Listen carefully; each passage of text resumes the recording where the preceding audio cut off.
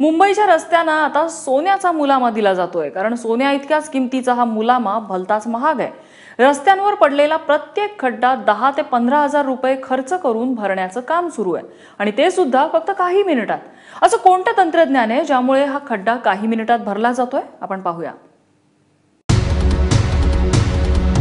काही मिनिटांपूर्वी दिसणारा खड्डा आता सपाट रस्त्यांमध्ये बदलतोय।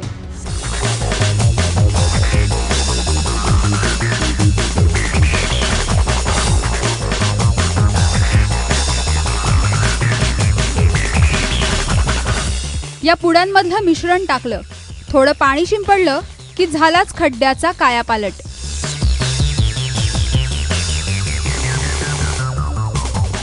या खड्ड्यात ओतलं जाणारं मिश्रण थेट ऑस्ट्रियावरून आणलंय। या पद्धतीला मिडास तंत्र म्हटलं जातं। मात्र एका खड्ड्याला लागणारा खर्च विचाराल तर तो तब्बल 10 ते 15 हजारांइतका आहे। मिडास एक ऑस्ट्रियन कंपनी है, ऑस्ट्रिया से इंपोर्ट किया हुआ ये मटेरियल है। बीएमसी ने अब की बार एक कोल्ड टेक्नोलॉजी आइडेंटिफाई करके हमारा प्रोडक्ट को बोला है कि ये यूज़ करेंगे। ये ऐसा प्रोडक्ट है जो 75 डिग्रीज हॉट और -10 डिग्रीज में भी ये प्रोडक्ट लग सकता है। भरी बारिश में बिना ट्रैफिक रोके अपन ये प्रोडक्ट सिर्फ पैकेट खोलना है और पानी के अंदर डाल देने का है। ये एक रिएक्टिव असफॉल्ट है जो पानी के साथ रिएक्ट होकर सेट होता है। कॉन्क्रीट रोड हो या असफॉल्ट रोड हो, ये प्रोडक्ट बाकायदा जाके सेट हो जाता है। 14 किलोच्या या मिश्रणाच्या एका पाकिटाची किंमत 2000 रुपये आहे। 3 ते 5 इंचांचा लहानसा खड्डा भरण्यासाठी अशी 6 ते 7 पाकिटं लागतात। या हिशोबाने एका खड्ड्यापाठीमागे तब्बल 12 ते 15 हजार रुपये इतका खर्च येतो। मुंबईतले सगळेच खड्डे या पद्धतीने भरायचे म्हटले तर करोडोंनी पैसे खर्च होतील। आतापर्यंत मुंबईत शिवसेना भवनासमोर, महापालिका मुख्यालयासमोर तर सगळ्यात जास्त मालाड ते बोरिवली दरम्यान SV रोडवरचे एकूण 40 खड्डे याच तंत्रज्ञानाने भरले गेलेत। देखा जाए तो जो गड्ढे ज़्यादा प्रोन एरियाज है, जहाँ पे बार बार गड्ढे होते हैं, जैसे ये सबवे है या ये सीमेंट रोड है, जहाँ पे ये टर्निंग है, जहाँ पे लोग गिर के, जैसे अभी एक औरत ने मुझे दिखाया कि कल रात को वो गिर के यहाँ पे उसको लग गई है। तो मेन प्रोमिनेंट एरियाज में जहाँ गड्ढे बार बार रिपीट हो रहे हैं वहाँ भर रहे हैं। और जो रहा 30 लाख का, तो it's a really good start, a good initiative. At least we have started somewhere.